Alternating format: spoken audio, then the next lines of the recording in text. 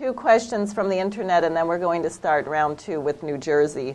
The first question is from Darcy Richardson, who is a Democratic presidential candidate who is on the ballot in about 5 primary states so far and probably will also be on the ballot here in New Jersey. And he asks the following.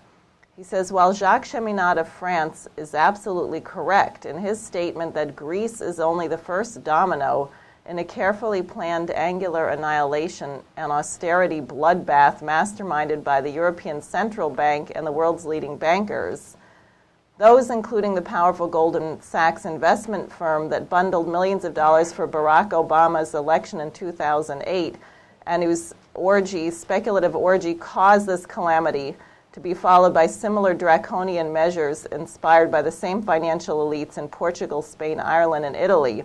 No country in Europe will be spared. What should the appropriate political response be in the United States?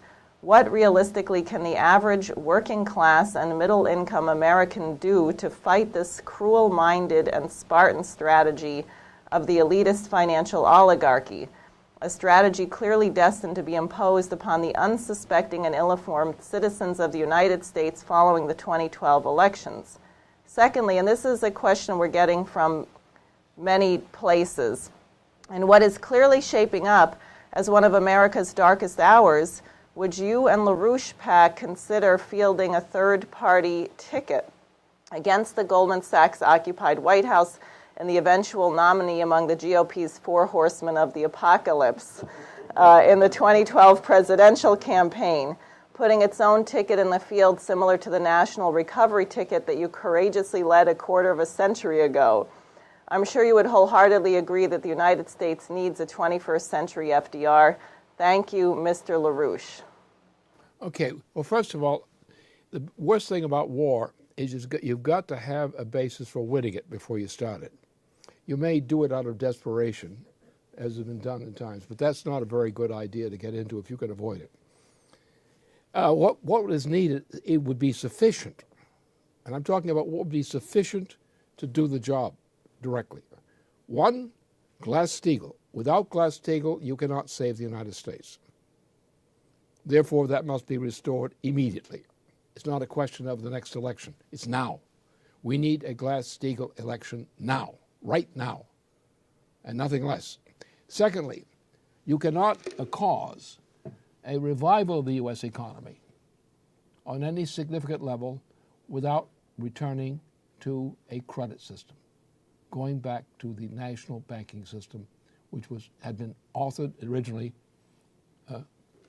in the original Constitution. Go back to the federal Constitution and Glass-Steagall in that order, and under those 2 conditions with specific projects which fit the federal funding process. In other words, Glass-Steagall was designed before Kennedy was killed. It had been the project which was to be installed in the United States at the time that Jack Kennedy was assassinated and the cover-up of his assassination occurred. It is the only project defined on this scale which would be adequate to steer a recovery of the United States. And it would do. So the point is we have to do something on the response to this particular question. We have to do something which takes these 2 steps and gets them through. Because what you have to operate on is not a proposal. You have to operate not a campaign for something. You've got to go in with an action program. And the action program is Glass-Steagall. That will stir up the biggest fight you ever saw. And what we will see is the establishment of a federal credit system will be an even bigger fight. Those 2 measures are absolutely essential, without which you cannot bring about a recovery of the U.S. economy. Without those 2 measures, the U.S. is dead.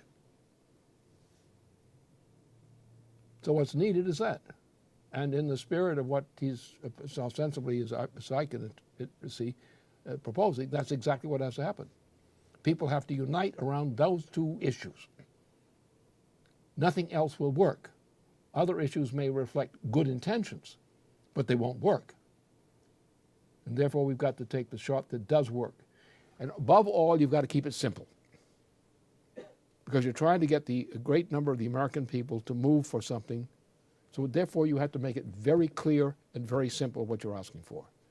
And they've got to understand it. It's got to be understandable, at least in principle. And that is, Glass-Steagall, the American people can understand immediately. The second thing is the reestablishment of a credit system. That also is indispensable. Because when you've got a situation where the Federal Reserve System is hopelessly bankrupt, it could never be saved. You can't rescue it. You can't bail it out. It's dead. It's beyond death. The entire European present system is dead. What happened to Greece is going to happen to Spain. It's going to happen to Portugal. It's happening to Ireland. It's going to happen it's going to happen to Italy. You've got an entire world which is about to disintegrate. And therefore, simple campaigns on an issue won't work. You've got to have a comprehensive approach to rebuilding the world economy as if on a dime. Now, I can say that on a dime, is it possible? Russia, yes, Russia will go. China will go. India will cooperate.